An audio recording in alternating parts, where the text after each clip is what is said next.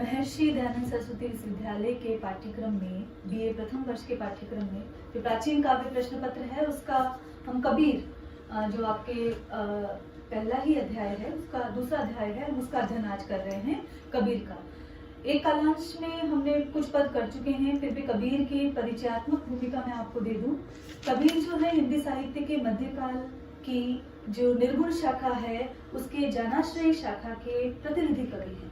ठीक है, ये प्रतिनिधि कवि क्यों कहा गया है? क्योंकि कबीर का व्यक्तित्व, कबीर का कृतित्व अन्य संत कवियों से बड़ा है और उन्होंने किसी न किसी तरह इस विचारधारा को प्रभावित किया है, ज्ञान मार्गी विचारधारा को या संत मार्गी विचारधारा जिसे हम कहते हैं।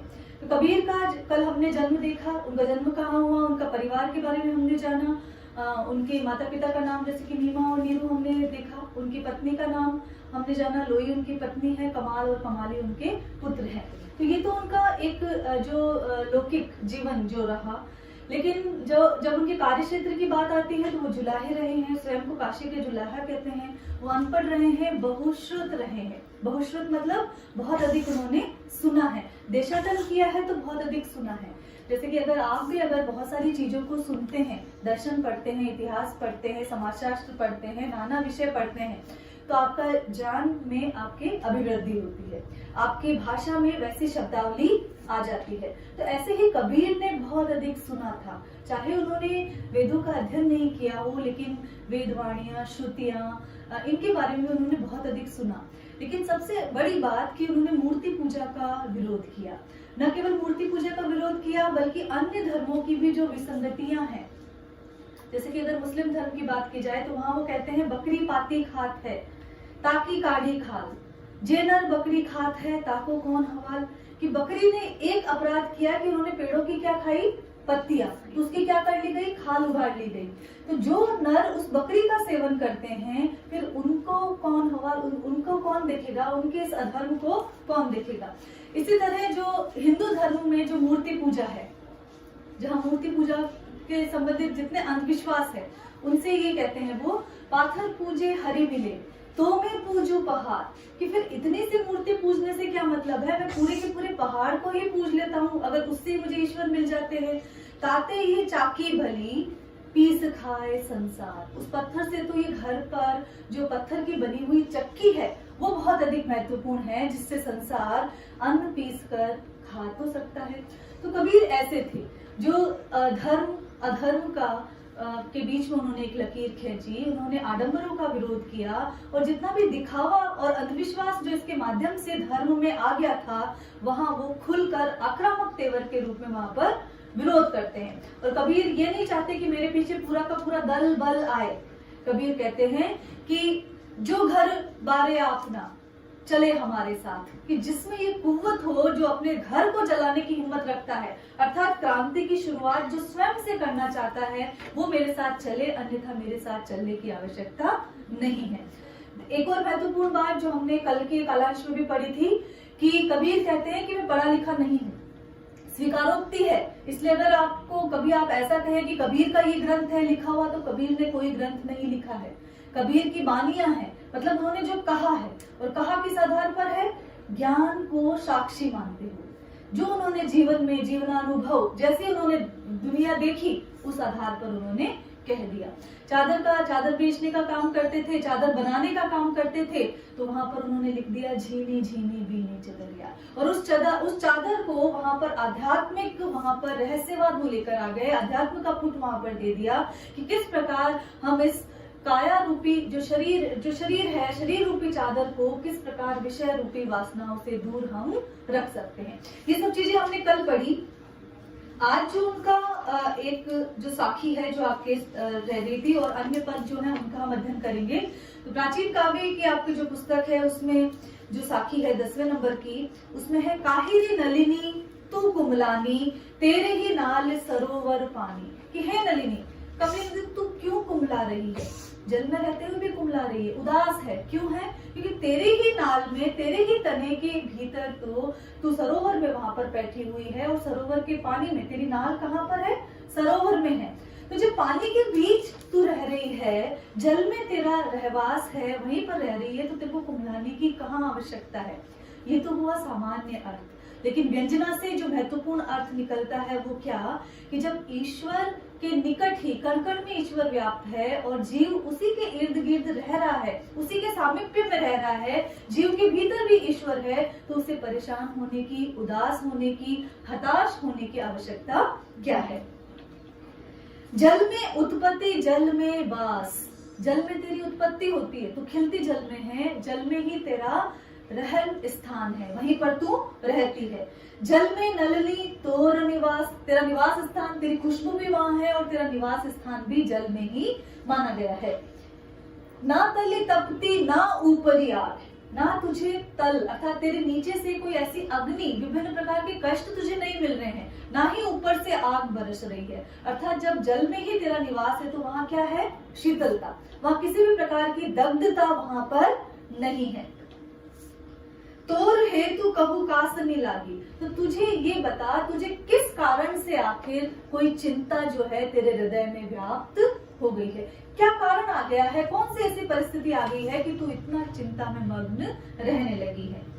कहे कबीर जे उदिक समान ते नहीं मुए हमरे जान, कबीर कह रहे हैं जो उदिक समान है, जो पानी के समान रहते हैं, वे व्यक्ति मेरे जान में मूर्ख नहीं है, क्योंकि वहां पर सदैव शीतलता का वास रहता है और वो उस ईश्वर के परम सानिध्य में रहते हैं। तो ऐसे जो व्यक्ति होते हैं वो मेरे ख्याल से सदैव ही सदैव ईश्वर का सामिप्य पा लेते हैं।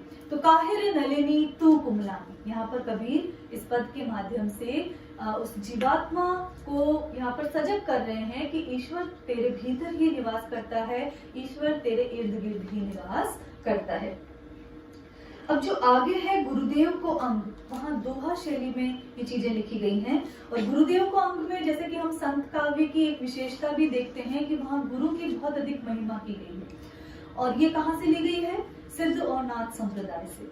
ठीक है, वहां पर भी गुरु को बहुत ऊंचा दर्जा प्राप्त होता है और उसी प्रवृत्ति को लेकर कबीर अपने काव्य में भी गुरु महिमा का जिक्र करते हैं कि गुरु ही वो पथ प्रदर्शक है जो ईश्वर से मिला सकता है। सतगुरु की महिमा अनंत, अनंत किया उपकार, कबीर कह रहे हैं अनंत मतलब अनंत। सतगुरु जो है, ये जो गुरु है जिन्होंने मुझे अध्यात्म ज्ञान की शिक्षा दी है, व्यवहारिक ज्ञान की शिक्षा दी है, उनकी महिमा कैसी है, अनंत है। अर्थात मैं एकाध गुणों में उनको व्याख्यायित नहीं कर सकता, उनकी अनंत अपार महिमा है। अनंत किया उपकार, और उपकार, उपकार यहाँ पर जो शब्द है देखिए उपकार, उसका जो शुद्ध रूप है वो उपकार, यहाँ अशुद्ध तो नहीं कहेंगे लेकिन जब देशज रूपों में कबीर ने प्रयोग में किया है तो वो क्या हो गया, उपकार। ठीक है, तो यहाँ कह रहे हैं अनंत किया उपकार, तो जीवात्मा पर किसने उपकार किया है, गुरु ने। गुरु रूपी सत्ता जो है उन्होंने मेरे पर बहुत अधिक उपकार किया है। लोचन अनंत उघाड़िया अनंत दिखावन हार, कि उन्होंने मेरे अनंत ज्ञान के जो नेत्र हैं वो खोल दिए और उन्होंने उस अनंत से साक्षात्कार मेरा करा दिया। देखिए अनंत शब्द यहाँ बार बार आया है, तो क्या है यहाँ पर, यमक अलंकार है ना। सतगुरु की महिमा अनंत, अनंत किया उपकार, लोचन अनंत उघाड़िया अनंत दिखावन हार। तीन जो अनंत आए हैं वहां तो अनंत ही है, लेकिन अनंत दिखावन हार वो इस ईश्वर से उनको मुझे साक्षात्कार करा दिया। तो मेरे अनंत ज्ञान रूपी लोचन उघाड़ कर, खोल कर उन्होंने मुझे उस परम सत्ता से, जिसे हम अनंत कहते हैं, ईश्वर को भी तो अनंत कहा गया है, तो उस अनंत से साक्षात्कार करा दिया। मैं अज्ञानी था, मूढ़ था, लेकिन विभिन्न प्रकार की शिक्षा दीक्षा देकर मेरे ज्ञान के नाना नेत्र उन्होंने खोल दिए और उन नेत्रों से मैं ईश्वर का साक्षात्कार करने में सफल हुआ। तो इस प्रकार सतगुरु ने मुझ पर बहुत अधिक उपकार किया है। तो अनंत का अर्थ यहाँ पर बहुत अधिक भी है और अनंत का अर्थ वो जो असीम है, कौन, ईश्वर, तो उससे साक्षात्कार कराया है। तो यहाँ पर यमक अलंकार, अंत्यानुप्रास अलंकार, उसकी व्यंजना, उसका प्रयोग यहाँ पर कबीर ने अनायास किया है। कबीर के काव्य में अलंकारों का प्रयोग सायास नहीं आया है, क्योंकि कबीर जब लिखना पढ़ना ही नहीं जानते तो अलंकारों का इस तरह प्रयोग तो वो कर ही नहीं सकते थे। तो उनके काव्य में जो अलंकारों का प्रयोग आ गया है वो अनायास आया है। दूसरा इनका जो दोहा है, राम नाम के पट तरे, पट तरे मतलब बदले में, राम नाम के पट तरे देवे को कछु नाही। जो राम नाम मुझे मिला है और गुरु ने जो मुझे राम नाम दिया है, उसके बदले में गुरु को मैं क्या दूं, क्योंकि मेरे पास कुछ देने को शेष बचा ही नहीं। ऐसी कोई मेरे पास महत्वपूर्ण वस्तु नहीं है, गुरु को ऐसी वैसी चीज तो नहीं दी जा सकती। राम नाम जैसी महत्वपूर्ण चीज गुरु ने मुझे प्रदान की है, लेकिन उस प्रदान के बदले कृतज्ञता के नाते मैं उनको क्या अच्छी चीज दूं, महत्वपूर्ण चीज दूं, वो मेरे पास कोई भी शेष नहीं है। क्या ले गुर संतोषिए हौस रही मन माहे। क्या लूं मैं गुरु के लिए, क्या ऐसी चीज दूं मैं जिससे मुझे संतोष हो कि जो मैं गुरु को दे दूं। तो यही कसक मेरे मन में अंत तक बनी रही कि मैं गुरु को, उन्होंने जो मुझे राम नाम जैसा महत्वपूर्ण ज्ञान दिया है, उसके बदले में उन्हें क्या दूं। ठीक है, समझ आ गया। अगला जो है, सतगुरु साचा सूरबा। सूरबा किसे कहते हैं? शूरवीर। और कौन है? सतगुरु। ये सतगुरु ही जो सच्चा शूरवीर है। सबद जो बाया एक। और शूरवीर कौन होता है? जो अगर युद्ध के शूरवीर की बात की जाए तो वहां पर जो निशाना लगाए, वो जिस भी अस्त्र और शस्त्र से, वो अचूक हो। तो ऐसे ही कबीर ने सतगुरु को सच्चा शूरवीर कहा है। क्यों? सबद जो बाया एक। उन्होंने एक ही शब्द मुझे सुनाया, एक ही ज्ञान का उपदेश मुझे ऐसा दिया, लागत ही मैं मिल गया, कि जैसे ही वो बाण मुझे लगा, मेरा अहंकार जो है वो समाप्त हो गया। पड़ा कलेजे छे। और वो जैसे ही शब्द मेरे कलेजे में पड़ गया, कलेजे में उसकी चोट हुई, मेरा मैं, मेरा अहंकार, मेरा जितना भी गर्व, दर्प, जो भी चीजें थी, अभिमान, वो सारा समाप्त हो गया। तो मैं मिल गया, लागत ही मेरा जो अहंकार है वो समाप्त हो गया। ठीक है। माया दीपक नर पतंग, रूपक अलंकार है। माया रूपी दीपक के इर्द गिर्द नर रूपी, मनुष्य रूपी पतंग जो है वो निरंतर इर्द गिर्द घूमता रहता है। कि संसार में जीव रहते हैं, जीव है तो विभिन्न प्रकार की विषय वासनाएं हैं और वो उनमें लिप्त रहते हैं। ठीक है। आज भी, अभी भी आप लोगों को ये विषय वासना हो सकती है कि आज घर पर मुझे बहुत अच्छी ड्रेस मिलने वाली है ना। तो इस तरह नाना प्रकार के प्रलोभन जो है, लोभ जो है, मोह जो है, वो क्या है? विषय वासनाएं हैं। जितने भी प्रकार के स्वार्थ जो चीजें आ जाती हैं, जितने भी प्रकार की हमारी लालसाएं हैं, आकांक्षाएं हैं, वो मोह का प्रतिरूप है। तो यहाँ पर उसी को लक्षित करते हुए कबीर क्या कह रहे हैं? माया दीपक नर पतंग। माया रूपी दीपक है, रूपक अलंकार, अभेदत्व है यहाँ पर। माया दीपक नर पतंग, और नर रूपी पतंग है। नर यहाँ मनुष्य के लिए आया है, केवल आप नर उसको लिंग विशेष में ना लें। नर पतंग भ्रमि भ्रमि इवे पड़ंत। और ये मनुष्य रूपी जो पतंगा जो है, भ्रम के वशीभूत होकर दीपक में गिरता रहता है। विषय वासनाओं से दूर होना है, लेकिन वो विषय वासनाओं से ग्रस्त होकर उसमें गिरता रहता है। कहे कबीर गुरु ज्ञान थे एक आध उपरंत।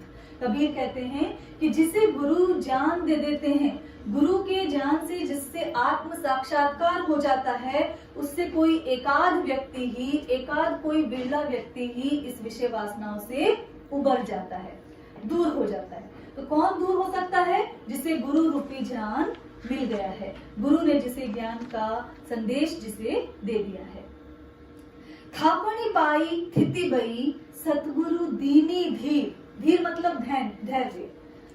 सतगुरु ने मुझे धैर्य दिया और विवेक प्रदान किया, जिससे कि उस ईश्वर की प्रतिमा को मैंने अपने भीतर स्थापित कर लिया। थापणी मतलब थाप लिया, स्थापित कर लिया। और जैसे ही मैंने उस ईश्वर के रूप को, प्रतिरूप को अपने हृदय के भीतर स्थापित कर लिया, तो मुझे अपनी स्थिति का भान हो गया। देखिए, दो शब्द हैं यहाँ पर, थापणी और स्थिति। तो जैसे ही मैंने ईश्वर के रूप को स्थापित किया, या प्रकारांतर से कह लीजिए गुरु के शब्द को स्थापित किया, तो मुझे मेरी स्थिति का भान हो गया कि मैं किस प्रकार, मैं तो लघु हूं, तो मुझे मेरी स्थिति का ध्यान वहां पर हो गया। तो थापणी पाई, जैसे ही मैंने उस ईश्वर को अपने भीतर स्थापित किया, या गुरु के शब्द को अपने भीतर स्थापित किया, या मैंने उनकी बात को मान लिया, तो मुझे मेरी स्थिति का भान हो गया, जान हो गया कि मैं तो तुच्छ हूँ। ठीक है। सतगुरु दीनी धीर, और इस सारी प्रक्रिया में सतगुरु ने क्या किया, मुझे धैर्य दिया, विवेक दिया और ज्ञान दिया। कबीर हीरा वण जिया मान सरोवर तीर। और जब ऐसी स्थिति आ गई तो कबीर अपने आप को ऐसा बड़भागी मानते हैं जैसे कि कोई मान सरोवर के किनारे पर बैठकर हीरों का व्यापार कर रहा है। वो वणिक कितना भौतिक दृष्टि से समृद्ध होगा, सांसारिक दृष्टि से समृद्ध होगा, आत्मिक दृष्टि से संपन्न होगा, जो कि मान सरोवर के किनारे बैठकर हीरो का व्यापार कर रहा है। तो कबीर अपनी स्थिति भी वैसे ही मान रहे हैं जब उन्होंने उस ईश्वर तत्व को अपने हृदय में स्थापित कर लिया है। तो यहाँ पर अनुप्रास अलंकार है, अंत्यानुप्रास अलंकार है, ठीक है। इन अलंकारों का प्रयोग यहाँ पर किया गया है। तो ये गुरुदेव को अंग में आपके 5 दोहे लगे हुए थे। आगे जो है मन को अंग, मन किस प्रकार व्यक्ति को भ्रमित करता है, मन की जो बात है हालांकि सुननी चाहिए, लेकिन मन किस प्रकार भ्रमित करता है उसकी बात यहाँ पर कह रहे हैं।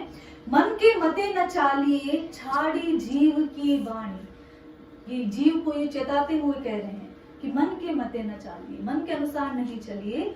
ये ऐसा चलकर विभिन्न प्रकार के कष्ट जो है वो जीव प्राप्त कर सकता है। इसीलिए ये बात तो छोड़ ही देनी चाहिए कि मन के मते चलना है।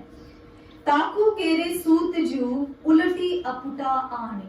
जिस प्रकार तकुए पर सूत लपेटा जाता है तो वो एक के ऊपर एक निरंतर लपेटा जाता है, तो उसी प्रकार वो जीव भी विषय वासनाओं के भंवर में पड़कर एक के ऊपर एक उसी चक्र की भांति वहां पर अटकता रहता है। उसकी गति आगे नहीं बढ़ पाती, उसका विकास जो आध्यात्मिक उन्नति है वो आगे नहीं हो सकती। मन गोरख मन गोविंदो मन ही ओघड़ होय। मन के विभिन्न रूप है। मन ही गोरखनाथ जैसी साधना भी कर सकता है, मन ही कृष्ण के जो मधुरा रूप है उनका वैसा गोविंद का रूप भी धारण कर सकता है, और मन ही औघड़ जो नाथ पंथ के जितने भी सन्यासी हुए औघड़ साधु संत का रूप भी वहां पर धारण कर सकता है। जे मन राखे जतन करी तो आपे करता सोई। तो अगर लेकिन मन के हिसाब से अगर यत्न करे, मन को वश में रखकर अगर व्यक्ति या मनुष्य यत्न करता है तो वो ईश्वर उसकी रखवाली स्वयं ही कर लेता है। कबीर मन गाफिल भया सुमिरन लागे नाही। कबीर कह रहे हैं कि मन गाफिल हो गया है, विषय वासनाओं के फेर में पढ़कर ये मन भ्रमित हो गया है, और उससे उसकी स्थिति कैसी हो रही है, जैसे गाफिल हो जाता है, थक जाता है। तो वैसे ही कबीर कह रहे हैं ये मन विषय वासनाओं के फेर में पड़कर क्या हो गया है, गाफिल हो गया है, घायल हो गया है। सुमिरन लागे नाही, और विषय वासनाओं के चक्कर में फंसने के कारण ये राम सुमिरन में या ईश्वर के सुमिरन में या उस परम सत्ता का ध्यान करने में इसका मन नहीं लग रहा है। घड़ी सहेगा सासना जम की दरगाह माई। तो ये मन नहीं लग रहा है राम के सुमिरन में, ईश्वर के सुमिरन में। तो जब अंत समय आएगा और यम के दरवाजे पर इसे पहुंचना पड़ेगा, तभी बहुत प्रकार की सासना मतलब यातनाएं ये उस समय सहेगा, अगर ये अभी नहीं जागृत होता है। कबीर मन पंछी भया बहुतक चढ़िया आकाश। पंछी मतलब पंछी। कबीर कह रहे हैं कि मन कैसा हो गया है, पंछी बन गया है, और बहुत दूर तक आकाश में ये चढ़ जाता है, 7 समुद्र पार तक पहुंच सकता है मन। आप अभी यहाँ बैठे हैं, आप अभी जापान चले जा सकते हैं, कितना एक पल का भी पलांश उस दूरी में पहुंच सकते हैं। तो कबीर उसी प्रक्रिया की बात कर रहे हैं कि कबीर कह रहे हैं ये मन क्या हुआ, पंछी भया। रूपक अलंकार है, भया मतलब हुआ। ये मन जो है पंछी बन गया है, पंछी बन गया है, और आकाश में ये बहुत दूर तक निरंतर चढ़ता जा रहा है। ऊहा ही ते गिरी पड़ा मन माया के पास। लेकिन जैसे ही उड़ने की कोशिश करता है, फिर ये माया के फेर में पड़कर नीचे गिर जाता है। तो मन माया के ही पास रहा। ये वैचारिक उन्नति, आध्यात्मिक उन्नति और आत्मिक उत्थान करने में ये सफल नहीं हो पाया। आगे कबीर फिर ये देखिए चेता रहे हैं जीवात्मा को। अब वो कोई जीवात्मा कहती है कि मैंने ये काम करता रहा, मैं तो अब तक करता रहा, तो कबीर उसको बरज रहे हैं, डांट रहे हैं कि करता था तो क्यों रहा। ऐसे कृत्य अगर तू कर्म दुष्कर्म कर रहा था, ऐसे नीच कर्म पतित कर्म अगर तू कर रहा था तो किसने कहा था करने को, तो क्यों करता रहा।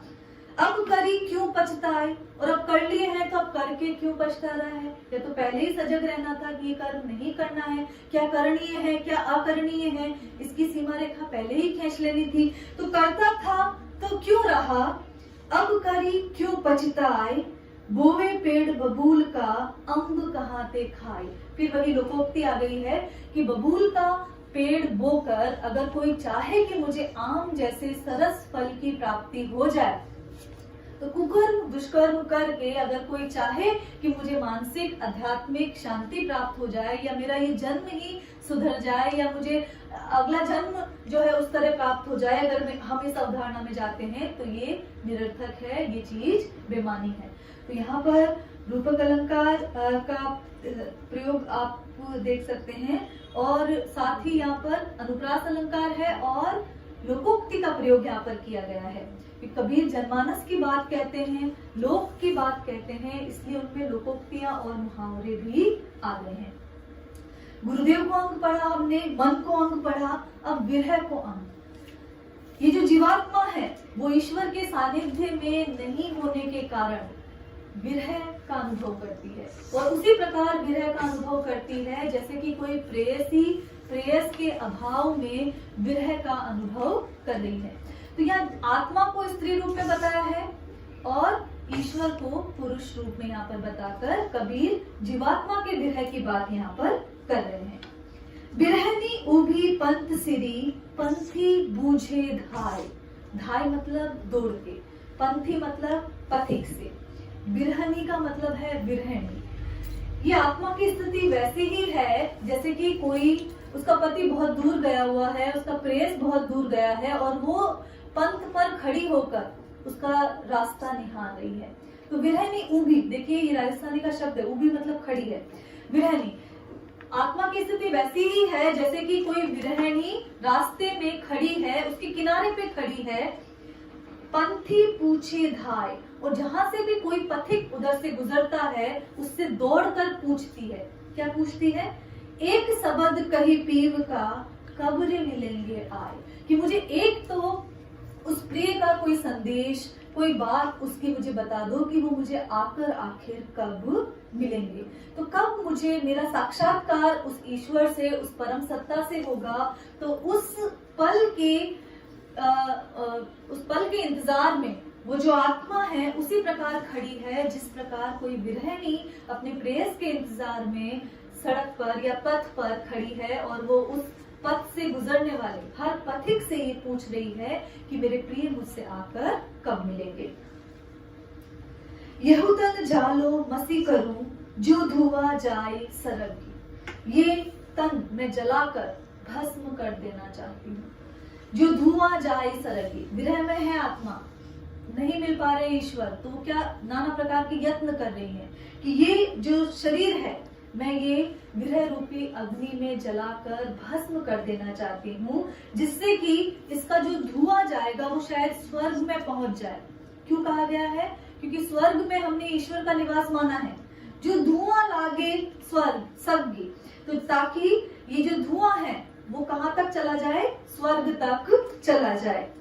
मति वे राम दया करे, बरसे बुझावे अग्नि। तो शायद वो धुआं वहां तक पहुंचेगा तो वो राम जो है वो मते अपने आप ही वो मुझ पर दया कर देंगे, और वो जिस तरह स्वाति नक्षत्र की बूंदें बरसती है उसी तरह वो अपना नेह मुझ पर बरसाएंगे और उनसे मेरा साक्षात्कार हो जाएगा। ठीक है, यहाँ विरह रूपी अग्नि की बात की गई है और उसके शमन के लिए जो भगवत नेह रूपी बारिश की बात यहाँ पर की गई है। आगे फिर विरह की योजना है यहाँ पर। विरह भुवंगम तन बसे। भुवंगम मतलब सर्प। विरह रूपी जो सर्प है वो मेरे तन में बस रहा है।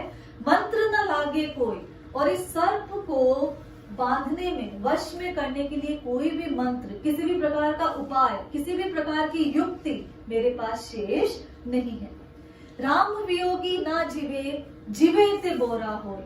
राम के वियोग में विरहिणी आत्मा नहीं जी सकती अगर उसे इस चीज का भान हो गया है जीवे तो बीरा हो, और फिर भी अगर कोई जी लेता है तो वो निसंदेह है कोई ना कोई वीर व्यक्ति है। जीवे तो बीरा हो, या तो ये भी कहा जा सकता है कि जो जी लेता है राम के वियोग में वो निसंदेह वीर है, या फिर वो बोरा भी जाता है। दोनों ही बातें यहाँ पर कह सकते हैं। आगे का जो दोहा है उसमें किस प्रकार गृहिणी निरंतर वहां पर वियोग को सह रही है और निरंतर किस प्रकार अपने प्रेयस का इंतजार कर रही है, उस इंतजार में उसकी क्या स्थिति है। अंशड़ियां झाई पड़ी, चिंता में रहने से उसकी आंखों के नीचे क्या पड़ गई है, झाई पड़ गई है, काले निशान हो गए हैं। पंथ निहारी निहारी, कौन सा अलंकार है, निहारी निहारी, पुनरुक्ति प्रकाश, ठीक है। अनुप्रास तो वर्णों की आवृत्ति है, या शब्दों की आवृत्ति है, तो पुनरुक्ति प्रकाश। अंशड़िया छाई पड़ी, पंथ निहारी निहारी, जीभड़िया छाला पड़ा, राम पुकारी पुकारी। वीपसा भी कह सकते हो, जब भावों का होता है ना, ऊंच नीच भावों का एक स्वर ऊपर दिया जाता है, एक कुछ नीचे से लिया जाता है, तो वहां वीपसा अलंकार भी कह सकते हैं। तो अंशड़ियां झाई पड़ी, आंखों के नीचे झाई पड़ गई है, क्यों, चिंता के कारण, व्याकुलता के कारण, और उस व्याकुलता में उस पथ को निहारते के कारण जिससे प्रिय आने वाले हैं। निहारी निहारी, देख देख कर, तो पंथ को निहारते निहारते मेरे आंखों के नीचे क्या पड़ गई है, झाई पड़ गई है। जीभड़िया छाला पड़ा, राम पुकारी पुकारी, तो राम को पुकारते पुकारते, राम का नाम स्मरण करते करते मेरी जिह्वा पर क्या पड़ गए हैं, छाले पड़ गए हैं। आगे जो बात है कि यहाँ पर जो ईश्वर तत्व, उस परम तत्व की जो प्राप्ति की जाती है वो आसानी से नहीं होती, उसके लिए योग करना पड़ता है, साधना करना पड़ता है, मन को अपने वश में रखना पड़ता है, विभिन्न विषय वासनाओं से मन को दूर भी हटाना पड़ता है। तो हंसी हंसी कंत ना पाइए, कंत मतलब प्रिय, लेकिन यह प्रिय कौन, कंत पति को कहते हैं, लेकिन यह पति कौन है, वो ईश्वर। तो हंसी हंसी कंत ना पाइए, उस ईश्वर को हंसी खेल में प्राप्त नहीं किया जा सकता। जिन्हें पाया तिन्हें रोई, जिसने भी उसको पाया है उसको रोना पड़ा है, अर्थात उसको साधना करनी पड़ी है।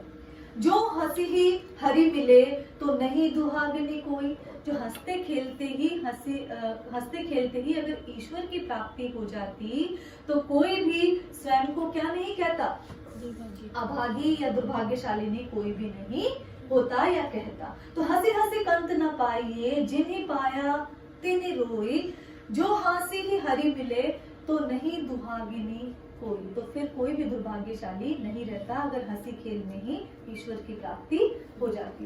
तो ये विरह को अंग है जिसमें आत्मा के विरही स्वभाव को प्राथमिकता यहाँ पर दी गई है।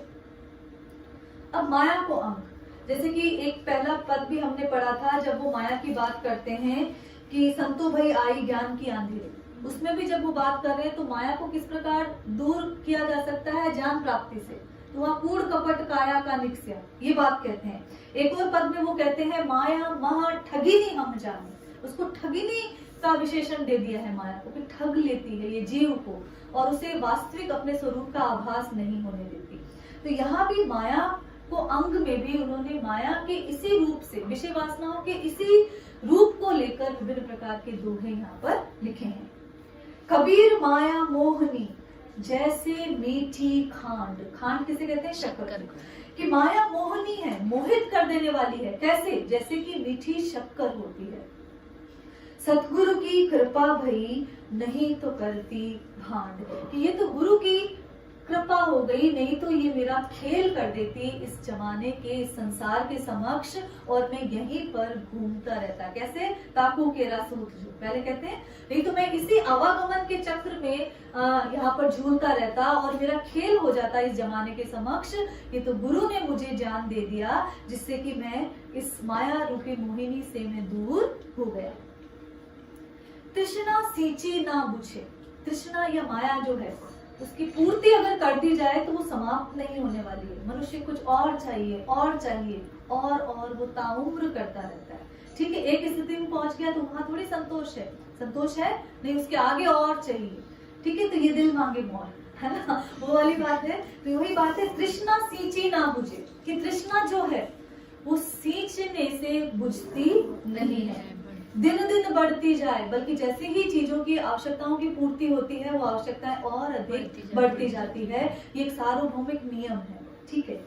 जवासा के रूष जू घन मेहा कुमलाय, और जैसे जवासा का रूप होता है, जो पौधा होता है, वो क्या करता है, जैसे ही बारिश आती है वो कुमला जाता है, उल्टा है। तो जैसे ही आवश्यकताओं की पूर्ति होती है वो और अधिक उदास है कि मुझे तो और चाहिए। तो यहाँ जवासे के रूख से इसलिए तुलना की गई है क्योंकि आवश्यकताओं की पूर्ति होने पर भी जब फलांश ना मिले, फल ना मिले, तो वहाँ क्या है, उसका अतिरेक हो रहा है और वो तृष्णाएं जो है निरंतर बढ़ती जा रही हैं, जो कि ज्ञान के मार्ग का सबसे बड़ा बाधा तत्व माना गया है। इसीलिए क्या कहा है, तृष्णा सींची ना बुझे। इसीलिए मन को ही वश में करने की बात यहाँ कबीर कह रहे हैं। तृष्णाओं को पूरा किया गया तो वो और अधिक बढ़ती जाएगी। माया तरवर त्रिविध का शाखा दुख संताप। माया क्या है, वृक्ष है। तरुवर मतलब वृक्ष है। त्रिविध का, तीन प्रकार के गुण जो है, या तीन प्रकार के ताप, देहिक, भौतिक और ऐहिक, जितने प्रकार के ताप जो हैं वहां पर मिलते हैं, उनका ये माया क्या है, वृक्ष है। शाखा दुख संताप, और इस वृक्ष की शाखाएं क्या है, दुख और संताप जो है वो शाखाएं हैं। शीतलता सुपने नहीं, तो ऐसे वृक्ष के नीचे आप ऐसे वृक्ष पर बैठे हैं और जिसकी शाखाएं दुख और संताप है, तो वहां आपको क्या शांति मिल सकती है, नहीं ना। वही बात यहाँ कबीर कह रहे हैं, शीतलता सुपने नहीं, तो शीतलता, आराम सपने में भी वहां प्राप्त नहीं होता है। फल फीको तनिता, साथ ही उस तरुवर पे, उस वृक्ष पे जो फल लगने वाला है वो भी फीका है, और तन को भी निरंतर ताप वहां पर लगता रहता है। तो क्या है, माया तरवर त्रिविध का, तीन प्रकार के गुणों से, तीन प्रकार के ताप देने वाला और ये वृक्ष है, जिसके जो शाखाएं हैं वो दुख और संताप है। नाना प्रकार की पीड़ाएं ही मनुष्य इन तीनों गुणों के और तीनों प्रकार के तापों से अधीन होकर निरंतर भोगता रहता है। और इस वृक्ष के नीचे जो रहता है, माया रूपी वृक्ष के नीचे, तो उसको शीतलता, उसको शांति स्वप्न में भी प्राप्त नहीं होती, और इस वृक्ष पर जो फल लगता है वो भी फीका है, अर्थात निरर्थक है, और तन भी निरंतर ताप से सुलगता रहता है। आगे फिर माया को संबोधित कर रहे हैं, कबीर माया मोह की भई अंधारी लोए। ये जो मोह रूपी ये जो माया है, ये मुझे अंधेरे में ले गई है, एक अंधेरे स्थल पर ले जाकर इसने मुझे छोड़ दिया है। जे सूते ते मुसी लिए, और जो इस माया के अधीन होकर जो सोते रहे वो क्या कर लिए गए, ठग लिए गए। रहे बसत कुरो, अब तू उसमें बसता रहा तो अब उसको रोने से क्या फायदा, अर्थात समय बीत गया, एक ही जीवन है, उसी जीवन में सारे पुरुषार्थ करने हैं, सारे कर्म करने हैं। कबीर ये बात कह रहे हैं कि अब समय बीत गया, तू उस माया रूपी जो अंधकार में निरंतर सोता रहा और क्या होता रहा, ठग लिया। रहे बसत पूर्व, तो अपनी मर्जी से वहां रहा था, तो अब बसते हुए वहां पर बस गया, तो अब रो क्यों रहा है। माया की झड़ जग जलिया, झल मतलब चमक, माया की चमक से ये सारा संसार जो है वो जल गया है। ये माया रूपी अग्नि से ये सारा संसार जो है जल गया है। कनक कामणी लागी, और माया में क्या क्या आती है, कनक जो स्वर्ण है, कामिनी जो सुंदर स्त्री है, या अन्य प्रकार की विषय वासनाएं हैं, उनके फेर में पड़कर ये सारा संसार जो है जल गया है, अपने वास्तविक कर्म से दूर हट गया है। कहूँ तो कि किह विधि राखिए रुई पलेटी आगी, यह बताओ कि रुई में अग्नि को लपेट कर रखा जा सकता है क्या, नहीं रखा जा सकता। तो यदि माया के अधीन कोई पुरुष है तो वो भी उसी अग्नि के समान नष्ट हो जाएगा। इसलिए कबीर बार बार अनेक उदाहरणों के माध्यम से माया से दूर रहने का यहाँ जिक्र यहाँ पर कर रहे हैं। अंतिम 5 दोहे जो हैं वो चितावनी को अंग है। देखिए, चितावनी मतलब चेतावनी दे रहे हैं कि अब नहीं किया तो आगे कुछ भी नहीं कर पाएगा। तो जीव को चेता रहे हैं, सजग कर रहे हैं कि जो हो गया वो तो हो गया, लेकिन जिस क्षण तो ये मेरी वाणी सुन रहा है उसी समय सजग हो जा। सातों शब्द लुबाजते घरी घरी होते राग। देखिए, ये जो समय का जो फेर है उसकी बात यहाँ पर कह रहे हैं। सातों शब्द लुबाजते घरी घरी होते राग, कि एक समय ऐसा था कि जब उस महल में या किसी घर में 7 प्रकार के वाद्य यंत्र बजा करते थे, मतलब तमाम प्रकार का वैभव, ऐश्वर्य, सुख सुविधाएं वहां पर मौजूद थी। घरे घरे होते राग और विभिन्न प्रकार की राग रागिनियां वहां पर, मंगल गीत वहां पर सुनाई देते थे। समय की बात है। ते मंदिर खासी पड़े, वे ही मंदिर जहां पर तमाम प्रकार का वैभव था, समय के फेर के कारण आज खाली पड़े हैं। ठीक है, बेसन लागे काग और उन पर आकर कौवे वहां पर बैठने लग गए हैं। तो यहाँ पर कबीर क्या कहना चाह रहे हैं, चेतावनी दे रहे हैं कि अगर तू आज सुख में है तो ऐसा नहीं है कि ये अवस्था सदैव रहने वाली है। ठीक है, ये भी चली जाएगी। तो ना इति इसीलिए कहा गया ये भी नहीं ये भी नहीं। तो जो भी चीजें हैं वो अनिश्चित है, और इस अनिश्चितता के फेर में पड़कर जो वास्तविक रूप में निश्चित है, जो ईश्वर तत्व, उसको तू काहे को छोड़ रहा है। तो उसे चेतावनी दे रहे हैं कि जहां पर तमाम प्रकार के सुख सुविधाएं और वैभव जहां पर मौजूद थे, वहां पर भी समय के फेर के कारण वो घर वीरान हो गए हैं, खंडर हो गए हैं, और अब उन पर केवल और केवल कौवे बैठ रहे हैं। तो ऐसी स्थिति कभी भी किसी के साथ आ सकती है। तो सांसारिकता के फेर में क्यों पड़ा है। यहू ऐसा संसार है जैसा सेमल फूल, दिन 10 के त्योहार बने झूठे रंगीन फूल। जैसे सेमल का फूल खिलता है, कुछ दिन के लिए खिलता है, सुंदर भी लगता है, लेकिन अंततः वो क्या हो जाता है, जमीन में मिल जाता है, सूख जाता है, और परिवर्तन के तहत उसका नियम है कि वो जमीन में मिल जाता है, नष्ट हो जाता है। तो यह ऐसा संसार है, उदाहरण अलंकार है, जैसे सेमल फूल, कि कैसा है ये संसार, सेमल के फूल की भांति है, क्षणिक है और नश्वर है, जो कि नष्ट हो सकता है। दिन 10 के त्योहार बने, या 10 दिन के ही त्योहार हैं, अनुकूल स्थितियां हैं जो वो कुछ समय की है। तो यहाँ फिर मुहावरा है, दिन 10 के त्योहार बने झूठे रंगी न भूल। ये झूठे रंग है, ये बात तू भूल मत। ये जो दिख रहा है यहाँ पर, जितना सुख है या दुख है, सुख और दुख दोनों माया के रूप में है ना। तो ये दिन 10 के त्योहार है, सुख दुख है, और तो इस चक्कर में तू तेरा वास्तविक जो आवागमन का फेर है उसको नहीं भूल जा। मनीषा जन्म दुर्लभ है, दुर्लभ की बात कर रहे हैं, और कौन, मनुष्य जन्म। मनुष्य जन्म दुर्लभ है, 84 लाख योनियों के बाद कहा जाता है, वहां से गुजरने के बाद मनुष्य योनि प्राप्त होती है, मनुष्य का जन्म मिलता है। तो मनीषा जन्म दुर्लभ है, देह न बारंबार, ये शरीर हमें बार बार नहीं मिल सकता। क्यों, क्या सार्थकता है इस शरीर की, हम कर्म कर सकते हैं, हम सात्विक कर्म न केवल अपने लिए कर सकते हैं, अन्य जीवों के लिए भी कर सकते हैं। इसलिए कबीर क्या कह रहे हैं, मनीषा जन्म दुर्लभ, कि मनुष्य जन्म दुर्लभ है, ये देह बार बार प्राप्त नहीं होती। तरवर ते फल झड़ी पड़िया, बहुरी न लागे डार। जिस तरवर से, जिस शाख से, जिस वृक्ष की शाख से फल नीचे गिर जाता है, क्या वो फल पुनः शाख पर लग सकता है, नहीं लग सकता। तो एक बार ये जीवन बीतने के बाद, मृत्यु प्राप्त होने के बाद पुनः ये जन्म प्राप्त हो, ये संभव नहीं। ये बात यहाँ पर कबीर आत्मा को चेताते हुए कह रहा है, उस आत्मा को जिसने पतित कर्म किए हैं, जिसको ये संभव नहीं कि वही जन्म मिल जाए। तो उस चेताते हुए उस बात को कह रहे हैं कि मनुष्य जन्म कैसा है, दुर्लभ है। कबीर कहाँ गर्भियो इस जीवन की आस। कबीर कह रहे हैं, काहे को गर्व करता है, काहे को अभिमान करता है, क्यों इतने घमंड में, गर्व में बात करता है। ऐसे ही हरिओद आगे एक तिनके की बात कहते हैं कि मनुष्य की आंख में अगर एक तिनका गिर जाए तो उसकी वास्तविक स्थिति का आभास करा देता है। कितना ही बड़ा राजा हो, आंख में तिनका गिर गया तो तिलमिला जाएगा।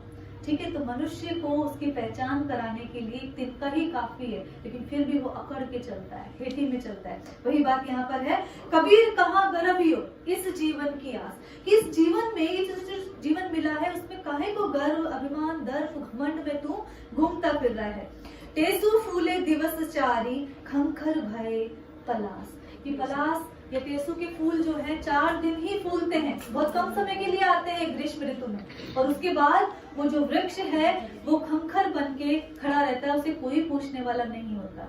तो ये जीवन की क्षणिकता के देखिए प्रतीक भी उन्होंने ऐसे चुने हैं। टेसु का फूल है ना, टेसु का फूल, कचनार के फूल, ये क्षणिक उपादान है, क्षणिक सौंदर्य के उपादान है, हमेशा नहीं रहते।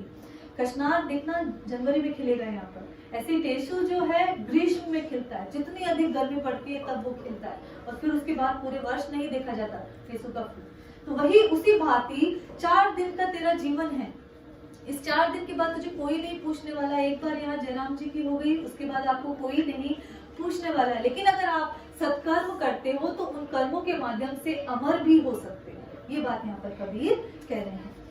मैं में बड़ी बलाय है, मैं बड़ी बलाय है। यहाँ पर कौन सा अलंकार है? मैं बड़ी बलाय है, नहीं। कनक में कौन सा है? यमक। तो मैं बड़ी बलाय, मैं मतलब अहंकार के भीतर बहुत बड़ी आग है। अगर कोई व्यक्ति मैं करता है तो बहुत बड़ी हानि है उसको। सके तो निकसी भारी, अगर इस भाव से निकल सकता है तो निकल कर तुरंत भाग जा। केवल मैं ही मैं हूँ, मैं जो हूँ, मेरी सर्वत्ता है, सत्ता जो है वो सर्वोपरि है। अगर ऐसा भाव तेरे भीतर है तो इस भाव को छोड़कर तुरंत ही भाग जा।